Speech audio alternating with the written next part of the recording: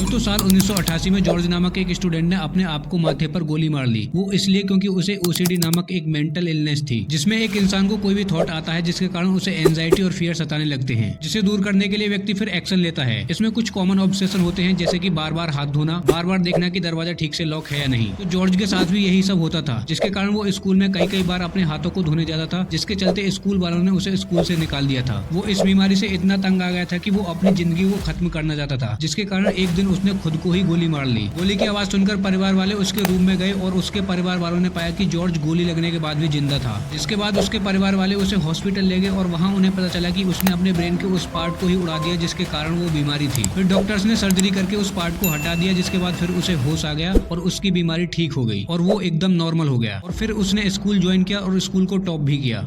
दोस्तों पहले के जमाने में जब कैमरा नहीं था या बहुत ही कम लोगों पर था, तो कोई भी पॉलिटिशियन या कोई भी लीडर कोई स्पीच देता था तो रिपोर्टर्स उसे लिखकर नोट किया करते थे। तो अब्राहम लिंकन एक बार स्पीच दे रहे थे और वो अपनी स्पीच में कुछ ऐसा बोल रहे थे, पता नहीं वो क्या बोल रहे थे, पर कुछ तो ऐसा बोल रहे थे कि रिपोर्टर्स उनकी बातों में इतना डूब गए, इतना खो गए कि किसी को याद ही नहीं रहा कि उन्हें कुछ बातें नोट भी करनी है। उन्होंने अपनी स्पीच में क्या कहा था उसको किसी ने रिकॉर्ड ही नहीं किया और आज तक इसका कोई अता पता भी नहीं है कि उन्होंने क्या बोला था। ये दुनिया की सबसे अजीबोगरीब घटनाओं में से एक है।